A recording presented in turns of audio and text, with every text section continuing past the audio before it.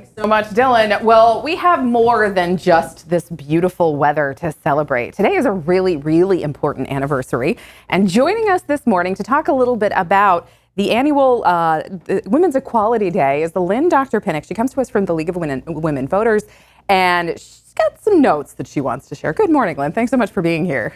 Good morning, and we're very excited about today. 105 years ago, the 19th Amendment gave women the right to vote.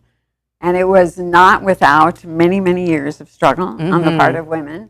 It was not an automatic thing, even though men had been, allowed to vote since the day our country was born. But it took approximately 150 years for women to get the right to vote. And it's kind of shocking to me to think that it's only been barely a century, right, that women have been allowed to fully participate in public life. You were saying, while we were visiting off camera, that your own mother was born when it was still not legal for women to cast a vote. Exactly. Think about that. That is not ancient history. That is recent history. Yeah. My mother was born in 1917, so she was 3 and had some vague memories of when women first started being able to vote.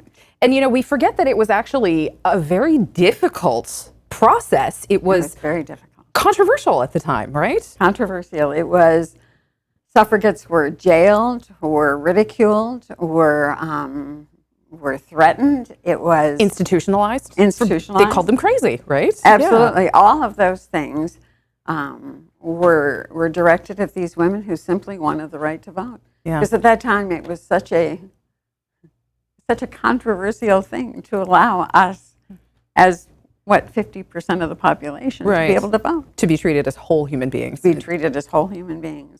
and it's such an important act of citizenship, and it's something that we of the League of Women Voters, just care so deeply, so strongly about. League of Women Voters was founded on the very purpose of helping women be informed citizens in order to be able to vote.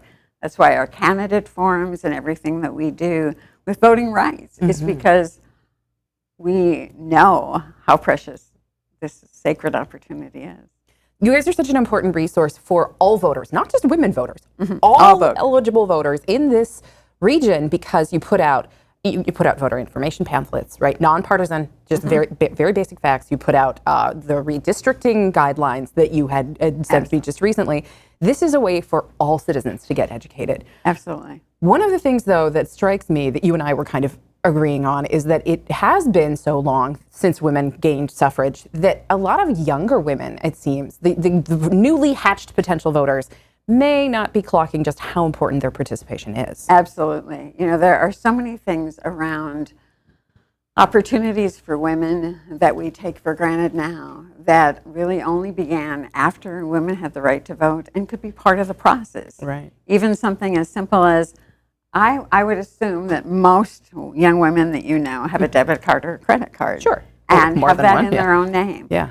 When I graduated from college and started teaching and was living in a house that didn't have a washing machine, and went to get my first credit card to be able to buy that washing machine, the first question that woman asked me was, what's your husband's name? And I wasn't married. And I said, I want to do this on my own. And she had to be reminded that the law had recently changed. Oh, my goodness. Because up until just prior to that, 1973, you could only open it in a husband's name. Yeah. That is mind-boggling to me. It is.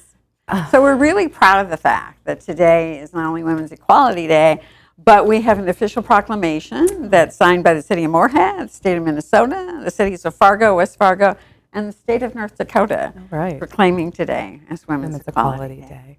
So where do you see this going, right? Some people argue we're going backwards in terms of women's representation in public life. Where do you see the patterns? I think those concerns are valid because we live in a very divisive political environment, and consensus is not always seen as a good word. Right. It is something, unfortunately, on both sides of the aisle, there's just too much division. Yeah. And we in League of Women Voters are simply all about opportunity for all people to have the right to vote, for all people to have the right to participate in this sacred institution of our democracy. Yeah. And so we, you mentioned about voting information. We strongly urge everybody to use Vote 411. That is our nationwide website. All you have to do is type in your address, and whatever upcoming elections are out there that are applicable to you, you can find the information. We also do every first Friday in every month, the League of Women Voters does an information kind of opportunity. And so our first one in September, coming up on September 5th, is open to all. You don't have to be a member to come, but we provide as many opportunities as we can to engage in the process. Yeah. I think one thing that people typically will agree on is that the more voices we can get of citizens participating in their own issues, their own lives, their own perspectives, the better off all of us will be. Absolutely. Yeah. It really, democracy is not a spectator sport. Right. It requires the participation of us all. Yes, it does. It does. All right. Lynn, Dr. Pinnock with the League of Women Voters talking about this important anniversary. It's only been 105 years. Let's think, only. That's not that long. And Great Britain beat us to it by a year, didn't they? Right? They got their stuff together before we did. So it can be done, but it needs your voice. It needs your help. It needs your participation. Democracy, as she said, not a spectator. Don't be a sideline sitter. Get out there and pull your weight for our society. We will have all of the information, including that Vote 411 website that they do, and they do it nationwide. That'll be on our website after the show. Lynn, thanks so much for being here. Thank you so much. Thanks for sharing the proclamation. And we're going to come back and take a quick check of that weather right after the break.